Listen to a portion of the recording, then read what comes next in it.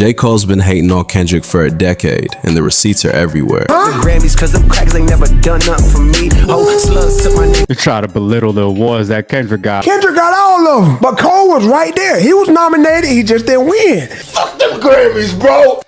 He wanted the Grammys, he wanted the crown, and when the industry picked Kendrick, Cole's ego couldn't handle it.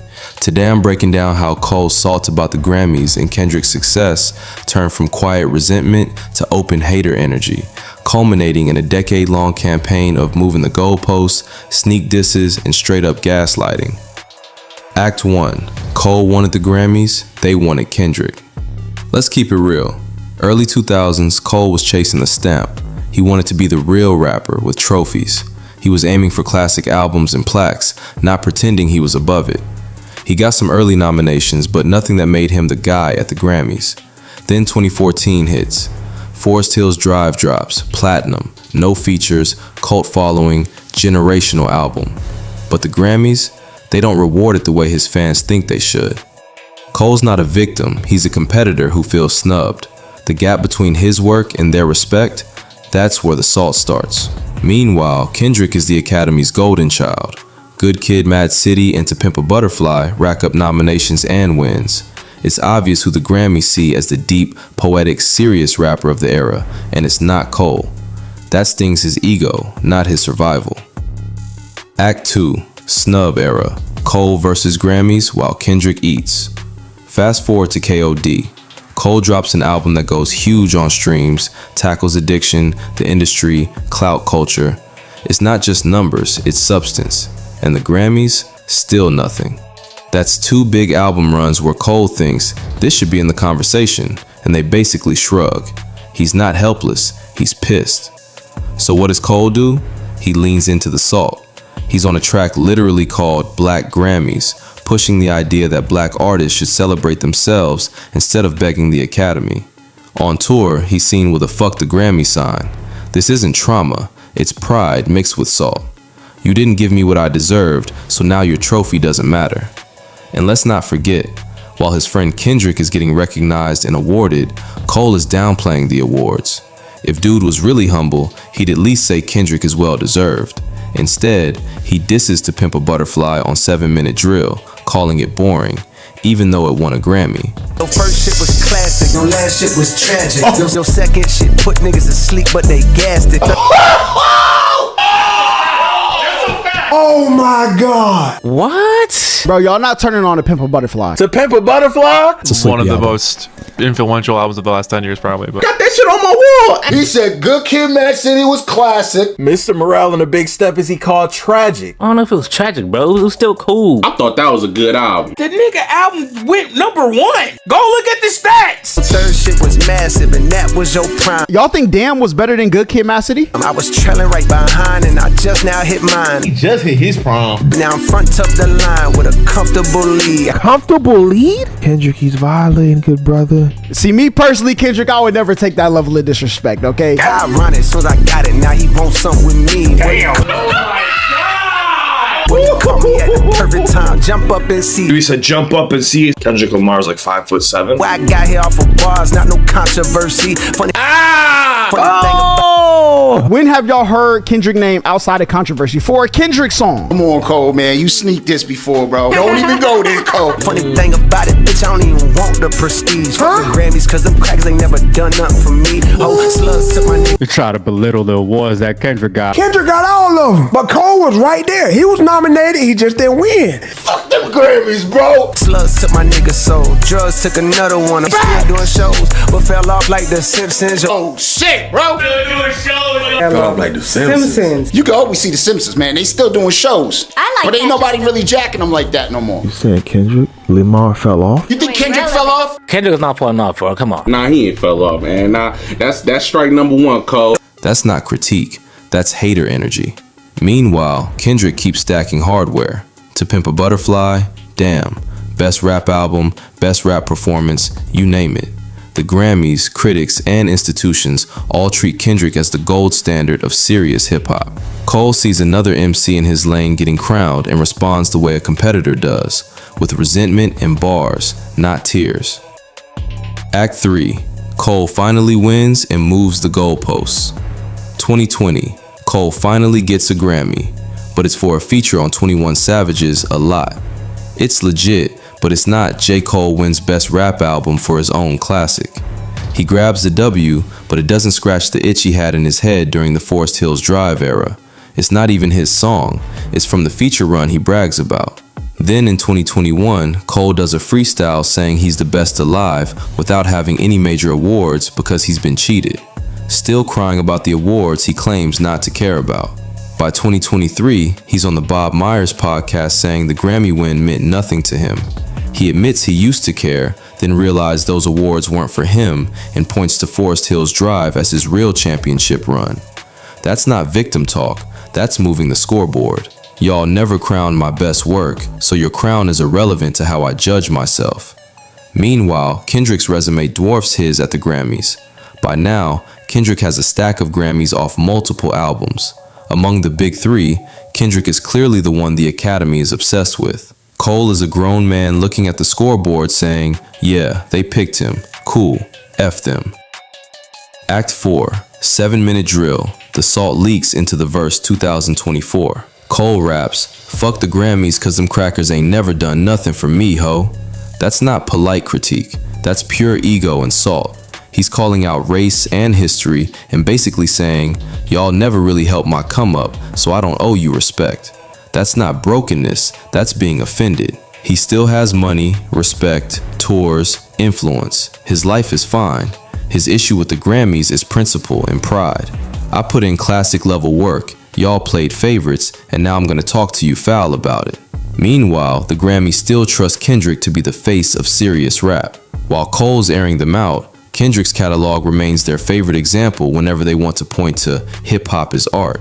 Cole isn't crying in a corner. He's watching another guy from his era get that institutional love and choosing to say, keep it. What did the Grammy do for you, and what did it not do? Oh, because I only understand it from winning a championship. That's me. Oh yeah. If somebody says, "What does winning a championship mean?" I'll say, "I'll tell you what it means, and I'll tell you what it doesn't mean." Mm-hmm. So for a Grammy for you, nowhere. What do you mean nowhere? What is it? What do you mean? Nah, like I used to have a Grammy, like you know how you put a screensaver on your computer back in the days or whatever, or your background. Oh, it was so important to me. The fact that it didn't happen, and then it didn't happen, and then it didn't happen. The industry had made its choice, and Cole wasn't it. That's not about talent, it's about narrative. Kendrick had the Compton story, the Dr. Dre cosign, the second coming of Tupac media push. Cole had North Carolina and a mixtape following. The Grammys eat up narratives, and Kendrick's was more palatable to them. Cole saw it happening in real time and couldn't do anything but watch. Don't really do this, so are here. I'm glad. North Carolina Cole invading Los Angeles. Los Angeles invading North Carolina. It's about that time, man. Come on, man. You see who's here. And I think Easy Mill just had one I reacted to last week. Let's go ahead and get to it. What's up, man? What's poppin'? J. Cole is here with the LA. Cole World, you're Simba. Freestyle 108, baby. Let's get to it. He did one of these in so fucking long. Okay, talk. Wait, let's go. Yeah, rest assured, the best is here in the flesh, and that's for sure. But I send niggas to address the Lord. Same flow to. Okay, low key. J. Cole, the gun bar king. Niggas, I be telling them, niggas be thinking, well, J. Cole is the most introspective. Yeah, all that, but carry 4-5s like 10s for a 20, that's him. So you know, the rest better revest the vest. I'll have you address the Lord, nigga. What? Open him up early with the gun, but y'all gotta listen, listen fast so you don't have to catch up. Best chest, better check your boy. Who gave the world more fire but got less reward? No stress, my only guess is that less is more. My only guess is that less is more or less. 100 G's in my dresser door. Listen, J. Cole might look like the son of Bob Marley right now, huh? But he jiggy rapping. Don't never forget who he signed to. He jiggy rapping. Top down, cash out, money in a thing. What is they talking about, bro?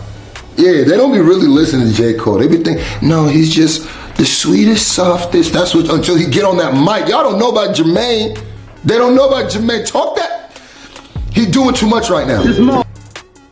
My guy, you just won a Grammy the year before. You're still crying about awards you claim not to care about? The cognitive dissonance is insane. It's like watching someone say they're over their ex while scrolling through. It allowed me to even reflect now and be like, wait a minute, like, you know, those things weren't for you, you know, and then when it actually came, it was almost like I'm not in love with this thing anymore. You know what I mean? Yeah. Like, so it couldn't feel like a champ. And not to mention, I won a Grammy with somebody else. Yeah. It ain't even like it was me as a feature on somebody's song. It ain't for nothing I did. You know what I mean? To measure excellence in the genre. He's not just winning awards, he's redefining what's possible for a rapper at the Grammys.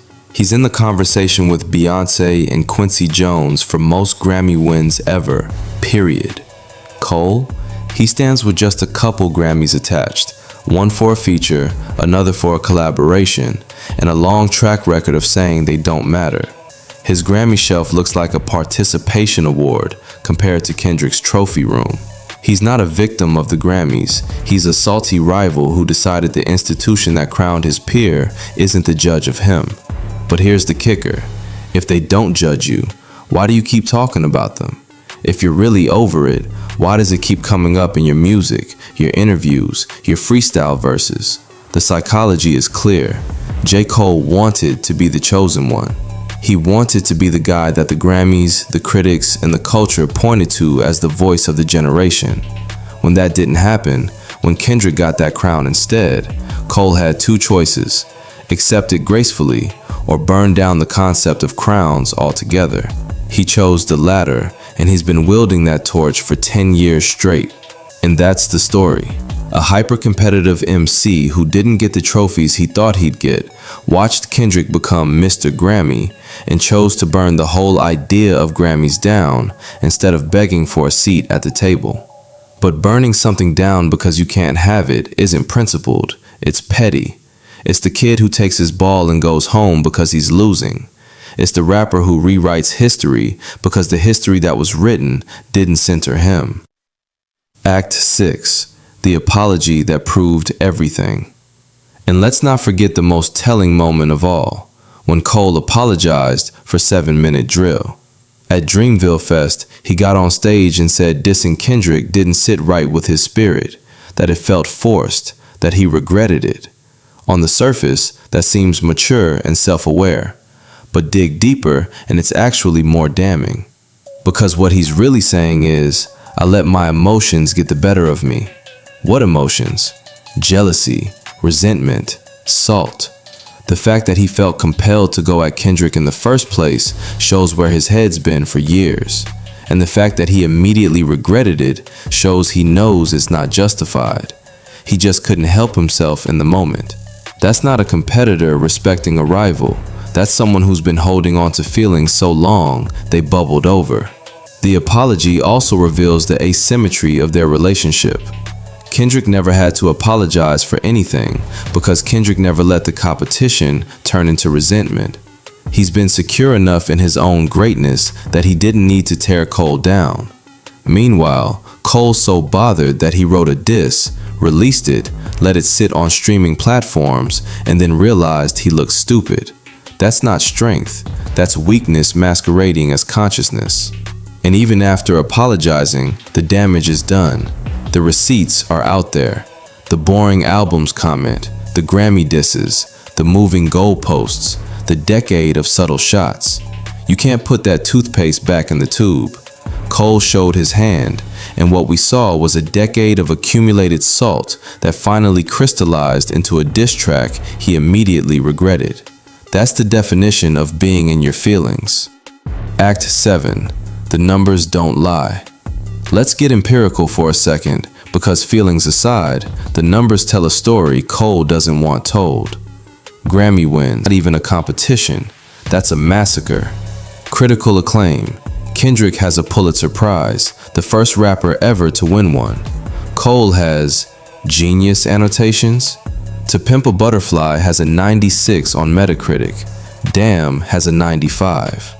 Cole's highest rated album, 2014 Forest Hills Drive, has an 82. Again, not close. Cultural impact. Kendrick's Alright became a protest anthem during Black Lives Matter. His Super Bowl halftime show performance was one of the most watched in history.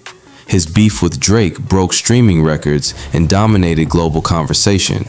Cole's biggest cultural moment recently was apologizing for a diss track.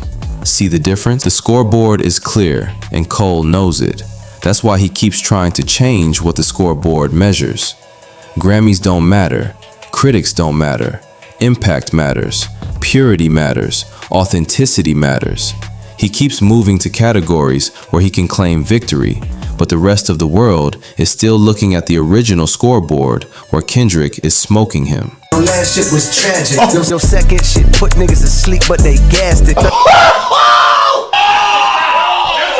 Oh my God. What? Bro, y'all not turning on To Pimp a Butterfly. To Pimp a Butterfly? It's one of the most influential albums of the last 10 years, probably. But Got that shit on my wall. He said Good Kid, Mad City was classic. Mr. Morale and the Big Step is he called tragic. I don't know if it was tragic, bro. It was still cool. I thought that was a good album. The nigga album went #1. Go look at the stats. The third shit was massive, and that was your prime.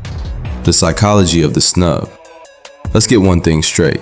J. Cole is not a victim. He's not some overlooked genius who never got his due. He's a hyper-competitive, ultra-talented MC who wanted the same thing every rapper wants: respect, validation, and a seat at the table. But when the industry picked Kendrick as the serious rapper of the era, Cole's ego took a hit he's never really recovered from. This isn't about awards. It's about what happens to your mind when you spend your whole career chasing a crown only to watch someone else get it, and then spending the next decade trying to convince yourself and everyone else that you never wanted that crown in the first place. The mental gymnastics are Olympic level, and we're about to break down every flip, twist, and landing.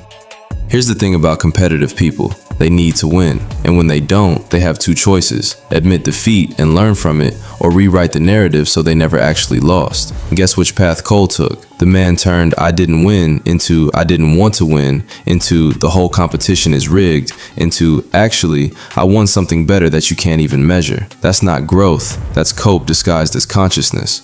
Act 1. The need for validation.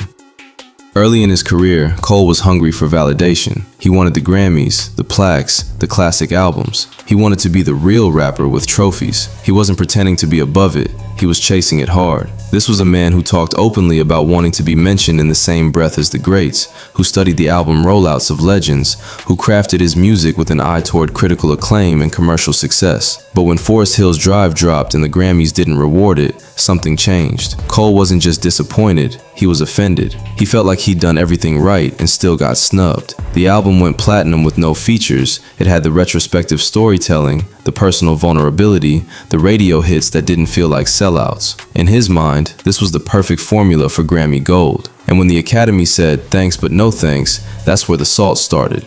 Psychology. This is classic external validation syndrome. When you tie your self-worth to outside approval, every snub feels personal. Cole's not just mad at the Grammys, he's mad at himself for not being enough in their eyes. The album's commercial success couldn't heal the wound because the wound wasn't about sales, it was about being chosen. It's the difference between being popular and being picked. Cole had the numbers but not the nod, and for someone who styled himself as the thinking man's rapper, that distinction mattered deeply. What makes this particularly telling is how much Cole had positioned himself as different from the commercial rappers. He wasn't chasing hits the way Drake was. He wasn't being weird and experimental like Kendrick. He was threading the needle, conscious enough for the critics, accessible enough for the masses. In his mind, this made him the perfect Grammy candidate. The snub wasn't just a loss, it was a rejection of his entire strategic approach to artistry.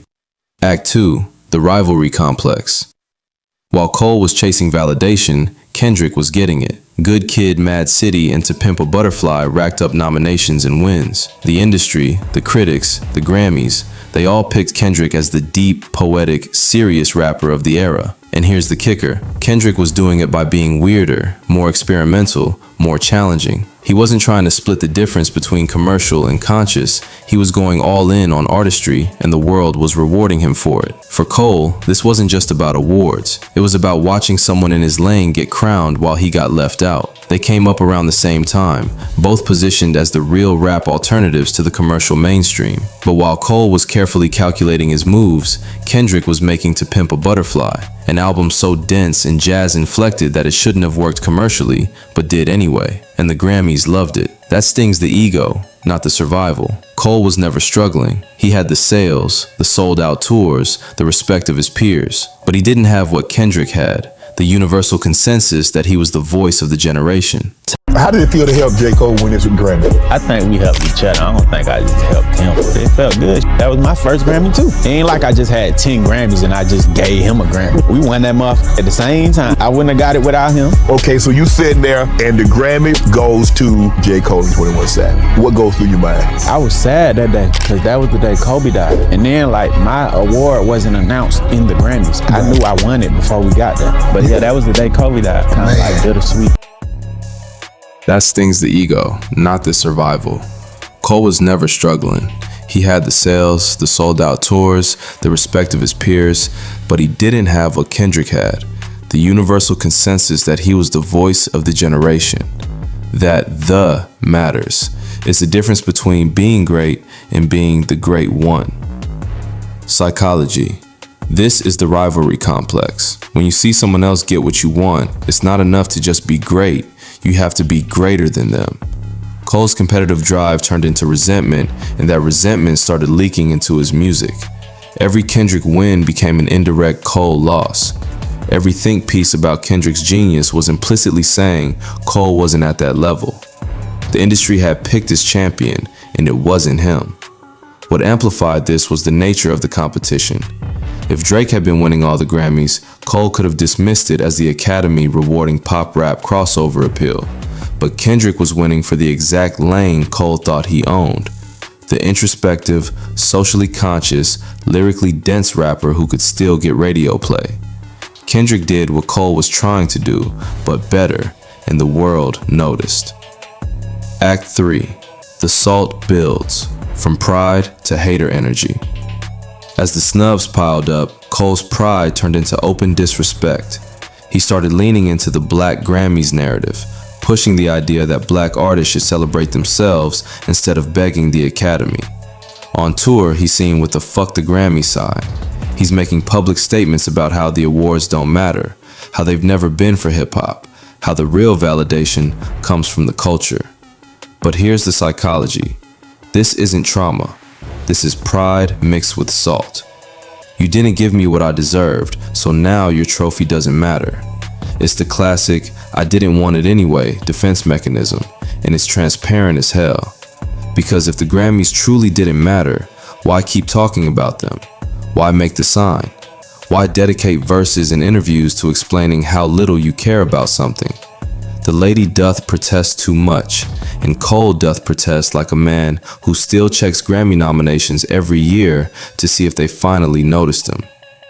There's a difference between genuinely being above something and repeatedly telling everyone how above it you are. One is peaceful indifference, the other is active resentment dressed up as enlightenment. And when Kendrick kept stacking hardware, Cole's resentment grew. He started downplaying Kendrick's wins, calling To Pimp a Butterfly boring on 7-Minute Drill. That's not critique, that's hater energy. That's a man who can't stand watching his rival get crowned, so he tries to diminish the crown itself. Oh, that album everyone considers a masterpiece? It's actually boring. Trust me, I'm very objective about this and definitely not bitter. Psychology. This is cognitive dissonance.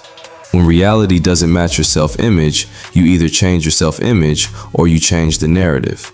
Cole chose to change the narrative. In his mind, he's just as talented as Kendrick, just as worthy of recognition. So why isn't he getting it? Instead of examining whether there might be legitimate reasons Kendrick's work resonates differently with voters, Cole decided the whole system must be flawed. This is where the conscious rapper persona becomes a shield for ego. Cole can frame his Grammy rejection as proof that he's too real, too threatening, too genuinely black for the white establishment to embrace. It's a convenient narrative because it's unfalsifiable. You can never prove you didn't win because you were too good. But Kendrick's success undermines this completely.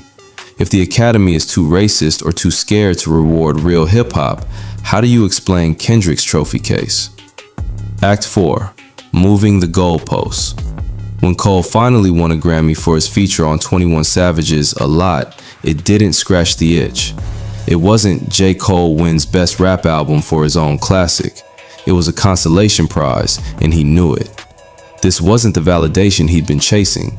It was like getting a participation trophy when you wanted the championship. It confirmed he was good enough to be in the room, but not good enough to own the room. So what does he do? He moves the goalposts. By 2023, he's saying the Grammy win meant nothing to him.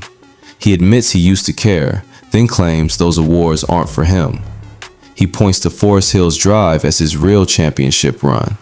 The platinum with no features narrative becomes his substitute Grammy, his self-anointed achievement that the Academy was too blind to recognize. This is where it gets really interesting psychologically. Cole creates an alternative metric system where he wins. Can't get Best Rap Album from the Grammys? No problem. Platinum with no features is actually better than a Grammy. Hey, Kendrick just opened his mouth.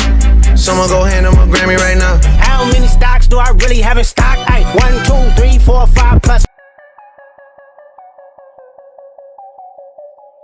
Never mind that commercial success and critical acclaim aren't mutually exclusive. In Cole's revised rulebook, he's actually winning. And if you can't see that, you're sleeping on him, just like the Grammys did. Psychology. This is sour grapes. When you can't have what you want, you convince yourself you never wanted it in the first place. It's a defense mechanism to protect the ego from feeling like a loser.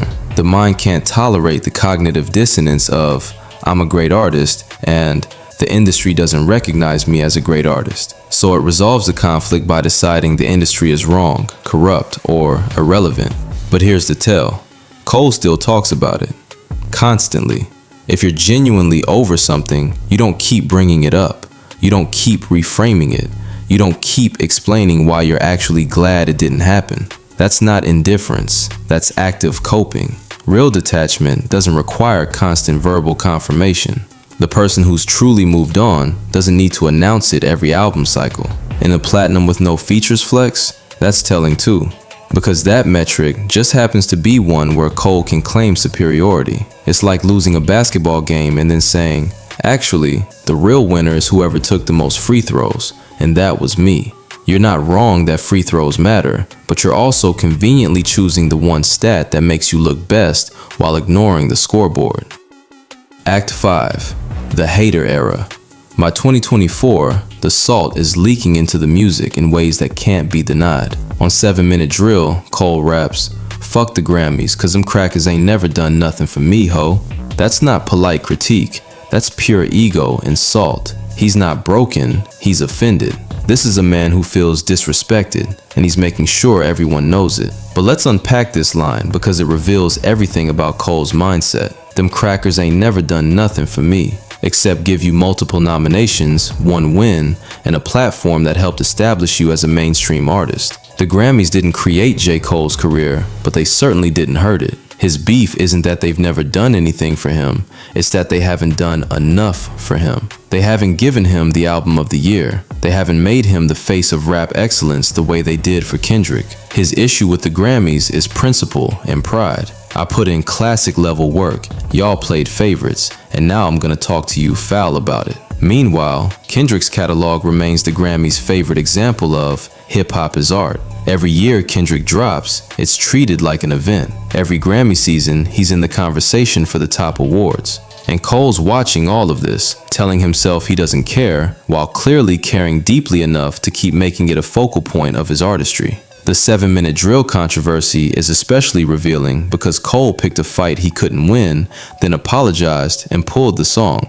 But the damage was done. We all heard the salt. We all heard him call Kendrick's work boring, diminish his impact, try to position himself as the people's champion versus Kendrick's critical darling. And when the backlash hit, when even Cole's own fans said he was reaching, he backed down. But you can't unring that bell. We know how he really feels. Psychology.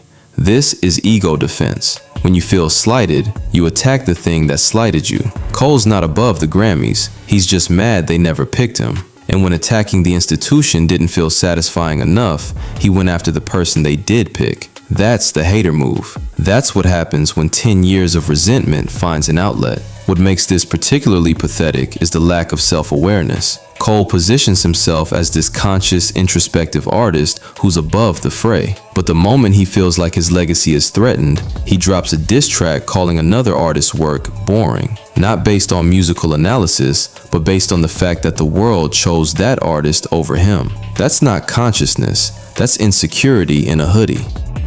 Hey, Kendrick just opened his mouth. Someone go hand him a Grammy right now, right now, right now. The Grammy goes to Kendrick Lamar. The real achievement is staying independent in spirit. All convenient metrics that just happen to make Cole look better than the actual scoreboard does. But here's where it gets even more transparent. Cole hasn't actually abandoned the desire for institutional recognition. He still wants the critical acclaim. He still wants to be in those best of conversations. He still positions his albums as important, worthy of serious consideration and analysis. He just wants to be able to claim he doesn't need the Grammys while simultaneously benefiting from Grammy-adjacent prestige. You can see this in how he talks about his work. Every album is presented as significant, as a statement, as something that should be taken seriously by critics and historians. That's not an artist who's genuinely divorced from institutional validation. That's an artist who wants a specific institution's validation while claiming not to care about it. It's having your cake and eating it too, except the cake keeps getting given to Kendrick and Cole's pretending he's on a diet anyway. Psychology. This is narrative control. When you can't win by the old rules, you invent new ones. Cole's not above the Grammys. He's just trying to protect his ego from the reality that he lost to Kendrick. By creating alternative metrics for success, he can maintain his self-image as an elite artist without having to confront the fact that the most prestigious institution in music doesn't agree. This is the final stage of competitive grief, acceptance through denial. Cole has accepted that he won't get the Grammy recognition Kendrick gets, but he's dealt with that acceptance by deciding those Grammys don't actually measure what matters. It's psychologically elegant in its way. Instead of feeling like a loser, he feels like someone playing a different, more important game. But everyone can see through it. The fans can see it, the critics can see it, and somewhere deep down, Cole can probably see it too. That's why the salt keeps leaking out. That's why he keeps bringing it up. That's why a man who claims the Grammys mean nothing has spent a decade talking about the Grammys. It's about ego, pride, and the psychology of losing to someone you thought you could beat. He wanted the Grammys, he wanted the crown, and when the industry picked Kendrick, he couldn't handle it. So he moved the goalposts, downplayed Kendrick's wins, and rewrote his own narrative for a decade. The tragic irony is that Cole is genuinely talented. He's made great music. He's connected with millions of fans. He's had a successful, influential career. But none of that is enough because he tied his self-worth to being the guy, and the world chose someone else for that role. Now he's trapped in this cycle of claiming he doesn't care about the thing he clearly cares deeply about, attacking the institution that rejected him while still seeking validation from institutional peers. Cole's not a victim, he's a hater. A talented, successful, wealthy hater, but a hater nonetheless. And the salt? It's all over the music, the interviews, the social media, the entire public persona he's built. Every time he says the Grammys don't matter, he's actually saying, the Grammys should have mattered to me. Every time he downplays Kendrick's achievements, he's saying, those should have been my achievements. Every time he creates a new metric for success, he's admitting the old metrics didn't go his way. The saddest part is that if Cole had just accepted the L and kept making dope music, he'd probably be more respected. The salt makes him look small. The constant revisionism makes him look insecure. The attacks on Kendrick make him look threatened. He went from being a talented MC with a strong catalog to being the guy who can't stop complaining about not getting the recognition he thinks he deserves. That's not a good look for anyone, let alone someone who wants to be seen as conscious and above the fray. Drop your thoughts in the comments. Is Cole justified, or is this just a decade of ego defense? Because from where I'm sitting, the only thing more consistent than Kendrick's wins is Cole's salt. And unlike Kendrick's Grammys, that salt isn't going anywhere anytime soon. It's become part of Cole's brand, part of his legacy. Years from now, when people talk about J. Cole, they won't just talk about the music. They'll talk about the man who couldn't stop telling everyone he didn't care about the awards he never won. Until next time, keep your ego in check and your narrative honest. Because the real GOATs don't need to move the goalposts. They just keep winning. And they certainly don't spend 10 years explaining why losing actually means they won.